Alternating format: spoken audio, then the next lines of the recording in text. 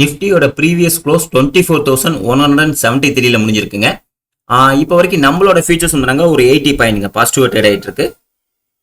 So almost நம்ம market முடியும் போதுங்க நம்மளோட ஃபியூச்சர்ஸும் 150 தாங்க முடிஞ்சிருக்கு. அதுக்கப்புறம் இப்போ வரைக்கும் ஒரு 80 பாயிண்ட்ங்க பாசிட்டிவ் ட்ரேட் ஆகிட்டு இருக்கு.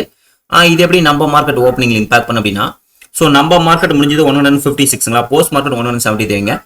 ஓப்பனிங் வந்து ஒரு 200 எபோவ் ஓப்பன் வரலாங்க. ஸோ அப்படி ஓப்பன் வந்தால் மார்க்கெட் நல்ல சப்போர்ட் பார்த்தீங்கன்னா 24,000 நல்ல ஒரு சப்போர்ட்டா இருங்க. ஸோ மார்க்கெட் இங்கிருந்து வந்து பார்த்தீங்கன்னா அப் சைடில் தாங்க வர வாய்ப்புகள் இருங்க. ஸோ நிஃப்டி பொறுத்த வரைக்கும் என்னோட வியூ தாங்க. நெக்ஸ்ட் வந்து பேங்க் நிஃப்டிங்க. பேங்க் நிஃப்டியை பொறுத்த வரைக்குங்க, ஸோ நம்மளோட சப்போர்ட் ரேஞ்ச் தான் 56ங்க. ஸோ ஒன்ஸ் இன்னைக்கு பார்க்கணுங்க, வெயிட் பண்ணி பார்க்கணும். 56ம் பிரேக் ஆச்சுன்னா திரும்ப இன்னொரு 3000 பாயிண்ட் கூட ஃபால் ஆக வாய்ப்புகள் இருங்க. ஸோ பார்க்கலாம் இன்னைக்கு என்ன பண்ணுறான்னு பார்க்கலாங்க. ஸோ ஒருவேளை இங்கேருந்து சப்போர்ட் எடுத்து மேலே வந்துச்சுன்னா ஸோ அப் சைடில் ஃபோக்கஸ் பண்ணிக்கலாம். அப்படி பண்ணும்போதுங்க டீப் அவுட் ஆஃப் பண்ணி பார்த்து பண்ணிக்கிறது நல்லதுங்க. ஸோ ஒன்ஸ் இதுவும் பிரேக் பண்ணிச்சுனாங்க, ஸோ வெயிட் பண்ணி கீழேங்க ஒரு 54க்கு கீழே ஏதாவது வந்துச்சுன்னா அங்கிருந்து வந்து நமக்கு கன்ஃபர்மேஷன் கிடைச்சா அப் சைடில் ஃபோக்கஸ் பண்ணிக்கலாங்க. பேங்க் நிஃப்டி பொறுத்த தாங்க.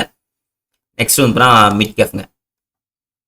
மிட் கேஃப் நம்ம எதிர்பார்த்த மாதிரிங்க நம்மளோட ரெசன்ஸ் இருந்துங்க அப்படியே சின்னதாக ஃபால் ஆகுதுங்க. ஸோ மிட் கேஃப் கதையை தாங்க நல்ல சப்போர்ட் ரேஞ்சுன்னு பார்த்தீங்கன்னா உங்களுக்கு வந்து பார்த்தீங்கன்னா 700 பார்த்தீங்கன்னா ஓரளவுக்கு நல்ல ஒரு சப்போர்ட்டாக இருக்குங்க. ஸோ இந்த 700 பிரேக் பண்ணிங்க மார்க்கெட் வந்து கீழே வந்துச்சு அப்படின்னா இதுவும் இன்னும் கொஞ்சம் ஃபால் ஆக வாய்ப்புகள் இருங்க.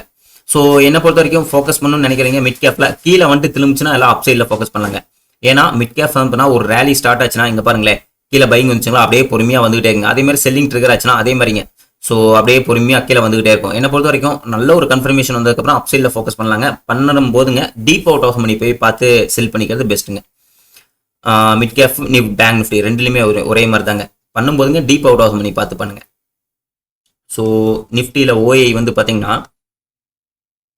நெக்ஸ்ட் வீக் எக்ஸ்பிரி இருக்குங்க. 24ங்க நம்ம ஆல்ரெடி செல் பண்ணியிருக்கோம். இன்னைக்கு ஓப்பனிங்கே க்ரீனில் தாங்க ஓப்பன் ஆகும். ஸோ 24ல் ஓரளவுக்கு நல்ல ஒரு ரெசன்ஸ் ஓஐ இருக்குங்க. சாரி சப்போர்ட் ஓஐ இருக்குங்க. 24,200 வந்து பார்த்தீங்கன்னா சின்னதாக ரெசன்ஸ் ஓயிருங்க. அதெல்லாம் இன்றைக்கே ஹண்ட் ஆயிருங்க. இன்றைக்கி வந்து பார்த்தீங்கன்னா 200லேயே நல்ல ஒரு சப்போர்ட் ஓய் பில்ட் ஆக வாய்ப்புகள் இருக்குங்க. 200 நல்ல ஒரு சப்போர்ட் ஓய் பில்ட் ஆகுங்க. 500 நல்ல ஒரு ரெசன்ஸ் ஓய் பில்ட் ஆகும். ஸோ ஓயும் அப்படி தாங்க காமிக்குது. இந்த எக்ஸ்பிரிக்கு அதாங்க இருக்கும். ஸோ 24 to 24,500 அந்த ரேஞ்சுக்குள்ளே தாங்க இருக்கும்.